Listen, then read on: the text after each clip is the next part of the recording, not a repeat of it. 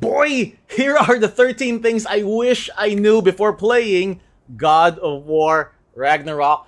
This is Vince from WhenInManila.com and WIMPLAYS, and I'm sharing with you some of the things, 13 things, I wish I knew before starting the game. It's a lot to talk about, so I'll get right to it. But please note there will be minor spoilers in here. A little bit more medium-level spoilers at the end of the video when I show more of the things I've discussed. But in the beginning of the video, it'll be minor spoilers just for stats or some armor or whatnot. But I won't be revealing anything too crazy. No big reveals in this video. But here we go. 13 things I wish I knew. The number one is that your starting armor is pretty good end-game armor. You can see some of the stats here, but if you stick around, I will show you full stats at the end of the video. But this sample armor you see, you can actually go to a store, any of the shops here in Asgard or any of the 9 realms, and you can actually press R2 and you can see what they are leveled up. So before leveling up your armor, try to see if that's armor you might want to use mid-game or end-game, because mid-game, early-game resources are limited, even towards end-game, sort of. There's certain points where you start getting an abundance of a few resources, but other resources are still scarce. So kind of want to be picky on the armor, but note that all armor, even your starting armor, is pretty good end-game armor, and I'll show you those stats later on. So that's number one. Number two is don't sell the armors, because a lot of them you can upgrade. As I mentioned, you can check them out here from level 1 when you have it, and you can check them out how they are leveled up. And again, I'll show this at the end of the video just as not to give spoilers. Number 3 is with your skills. The third thing I wish I knew has to do with our skills. So let's go here to our skill tree. Again, minor spoilers. I won't show everything, but just note that with skills, what happens is, and I didn't know this till later on, I thought it was just a random thing that happened. I wasn't paying attention. You'll see it here that on the right side of the screen, where this specific axe attack, this Frost Rush, when sprinting, press R1 to perform a leaping slash attack. You see that red icon with the damage. It slightly increases the damage of the skill. Well, what happens is you can modify these skills after you've done them a certain number of times. Again, on the right side of the screen, you'll see it say gold. Before it says gold, it'll actually say labor. And it's gonna have a number. It's gonna say you've done it 0 out of 10 times, 0 out of 20, 0 out of 30, whatever the number is. Eventually, you'll get to gold when you've done it enough times, and then it will allow you the option with experience points spent, it will allow you the option to change up what a bonus with that specific skill. For this one, you can see you can add a little bit more damage. You can add stun, or you can add protection, and this one increases the resistance to damage and being staggered while you're trying to do the skill. There are other ones like this one that adds element to it. Some adds momentum, and this is the permafrost, or with the chains, more fire damage, the immolation as well that you gain from this skill. So I didn't focus on this till later on. I thought it was sort of a random thing that came. Yes, I wasn't paying attention. I was too excited with the game. So focus on this early on, because it might give that skill that extra perk. Like this skill specifically, as you can see, you need to, for the Serpent Snare, you need to hold R2 for that brutal axe attack. But holding R2, usually you get attacked, you get hit, and you get staggered a bit. But with the protection that I added to it, it greatly increases resistance to damage and being staggered while you're holding that R2. So that helped me out a lot. So that is it. Number 4, level up your skills with the labors and power them up with mods. Number 5 thing I wish I knew was ravens. In the previous God of War 2018, I think the ravens were a bit tougher to find. I had an early copy, I did not have any guides, and I was fortunately able to find all the ravens without any... Well, there were some there was some looking for a few of the ravens, but it was kind of like it was one of those, they were right there, but I just didn't see it. So highly recommend you find the ravens because they give rewards now. There are 6 chests associated with the ravens, and I highly recommend that you grab those rewards. I will share those rewards at the end of the video again, what those rewards might be, but just so you don't get spoiled, I don't want to reveal it right now. But towards the end of the video, I'll give a few more spoilers on what those raven rewards are. But I do recommend you find the ravens because those rewards are pretty good when you complete, I believe, 48 ravens for this game. Up next, number 6. Do not spend on resurrection. Here you go. If you buy the resurrection stones, it could cost you anywhere from 1,500, 3,000, or 5,000. In the beginning and mid-game, it is difficult to earn. And the previous God of War, 2018, you could keep going around the lake, and you could keep getting these barrels that had hack silver in them. But now they aren't as many for this game, and they don't constantly regenerate. So once you get the barrel once, it doesn't come back. So it's limited early and mid game, and you may struggle, especially if you're switching around different armors and leveling up different armors, different weapons.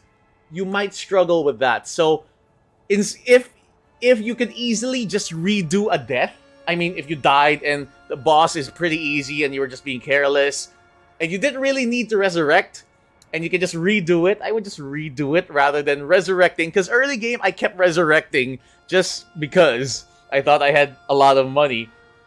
But later on, I'm like, oh my god, I'm so short in cash. And my credit card wasn't working. So, you know, damn it, Kratos.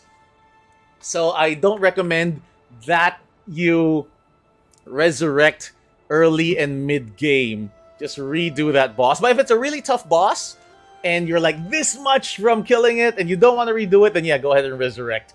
Use the resurrection stone, but if you can redo it, just redo it. Number 7, you can sell all artifacts. Well, I'm out of artifacts right now with this game. But yes, artifacts you can sell for that moolah, for that money. You don't need the artifacts. Feel free to sell them. Number 8, stack up on luck early in the game.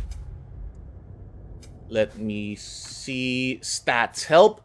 Luck. Gain additional rewards and activate chance abilities more often. But it's more for the additional rewards because you do get a little bit more money and whatnot. And again, early and mid-game.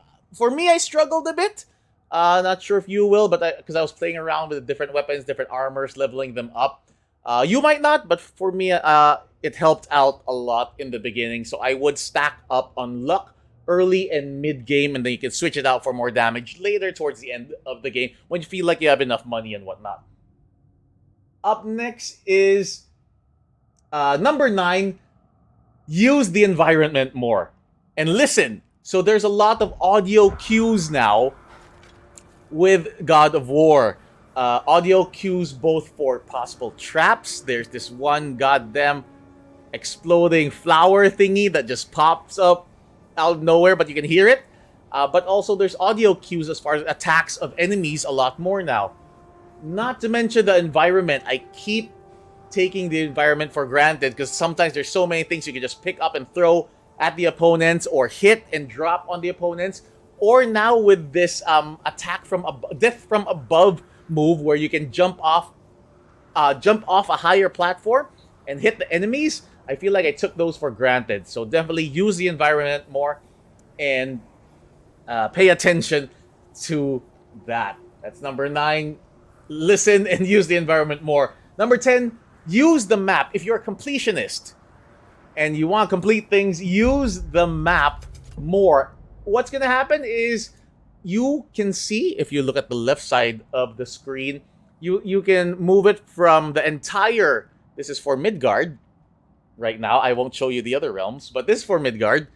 And if you just press your directional pad, it will show you instead of the whole Midgard, it'll just show you the section you're in. And you can just move, as you can see, my mouse is moving around. And when you go to the different sections, it'll tell you what you're missing in that specific section. So it makes it a bit easier to complete everything rather than having to just come back later and redo it. At least if you're in a small section, like let's say this one, then at least you can already complete that. Sometimes there's bigger sections like this Lake of Nine, where it's pretty much everything outside of those small parts. That might be a bit tougher, but at least you know it's within there and not inside a cave or whatnot. So use the map if you're a completionist so that you can make sure you're complete on everything. And as I mentioned earlier, ravens are give good rewards, great rewards. So highly recommend you complete the ravens. Number 11 is find the right shield for you. There are different kinds of shields, and it can help out a lot in the game. There's a shield that focuses on your parries. There's a shield that focuses on absorbing energy from the attacks being done to you. And there's a shield that is able to, well, the one I'm using, it charges up, and you're able to throw a shield punch towards the enemies after your shield is charged up. So for me, I feel like the shield was a big improvement from the previous God of War. So I recommend you pick the right shield for you. If you're really good at parrying, then you should be able to... which one? This one, the Dauntless Shield. If you're really good at parrying, I recommend this one because you'll be able to do big damage to the opponents with this shield. So choose your shield wisely. Number 12, what I recommend is that, things I wish I knew. This one I wasn't paying attention again. I didn't know till later on, or I don't know if it appeared later on, but you're able to edit your appearance without changing your armor. You can see it right there in the middle of the screen. I don't know if I just noticed it late game or if it appeared after you finish the game, but you're able to change your appearance without having to change your armor. So, it's all about the aesthetics. And if you want to change what you look like, then you just have to go there. Man. And my last tip, but after this last tip, I'll also show you some more spoiler stuff. Nothing too heavy, but I'll show you like the armors and whatnot. But yeah, for number 13, my last thing I wish I knew before playing God of War is you should bring a box of tissues with you, because this game just pulls on your heartstrings. Story is amazing. You really get attached to each character. Love this game. Highly recommended. So yeah, there's the 13 things I wish I knew before playing God of War Ragnarok. And if you're still here and you don't mind seeing a few spoilers, I'm going to show you the endgame armor. Your starting armor that became endgame armor. So again, if you don't want to see these stats and whatnot, then you can leave now. But here we go. For the chest armor, this Guard of Survival is actually your starting armor. Oh, let me go to the... Ragnarok armor's on the house.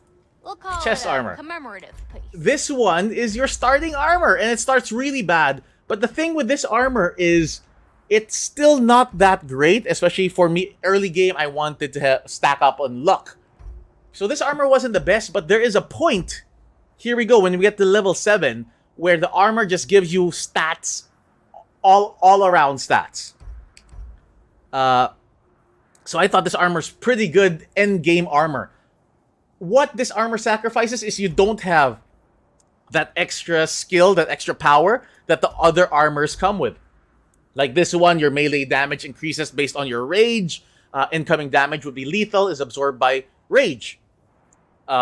This one has increased damage caused by extinguished flames and vaporized frost skills, etc. So the other armors, they have some sort of extra perk bonus, whereas this one doesn't.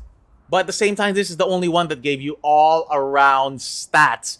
It gave you all 6 stats. So I thought this was pretty good. And for me, I used this one because instead I got... You'll have amulets as well. Again, possible spoilers. So if you don't want to see these, you can step out now. But you'll have these amulets instead that And with these, you get those extra bonus powers, which I thought was great. So I ended up using these as far as the extra powers, but with that, at least I stacked up on I'll be my back. skill points. So that was the end game armor. And the other thing I said I would mention was the Raven rewards. I should I show it? Nah, I'll just tell you what they are. So there's 6 Raven rewards for completing the Ravens. Well, you get these per however many, like the first 20, then 30, 40, whatever, something like that. And the first 3 Raven rewards are for armor. They're pretty good armor. I believe it is this one. The Raven Tears. And I liked it because it gave pretty high luck early game and pretty decent strength.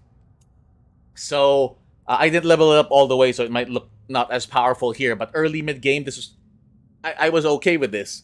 So the first 3 has this armor, and the last 3 are heavy runic attacks. I won't show you the runic attacks. I'll let you discover that on your own. But there aren't that many runic attacks, so when I got those, they were definitely endgame runic attacks. At least for me, I really like them, and I do have all 3 of them slotted into my weapons. So I highly recommend you complete the Ravens and you use the rewards that the Ravens get you. So there you go. 13 things I wish I knew before starting God of War Ragnarok. We will be streaming the game on facebook.com/WIMPLAYS. Hopefully, if this video helped you out in any way, maybe you can comment, like, and share this video, and maybe you can drop by on our Facebook page and watch us as we stream this game live. Again, my name is Vince from WhenInManila.com and WIMPLAYS, and I'll see you guys next time. Bye-bye.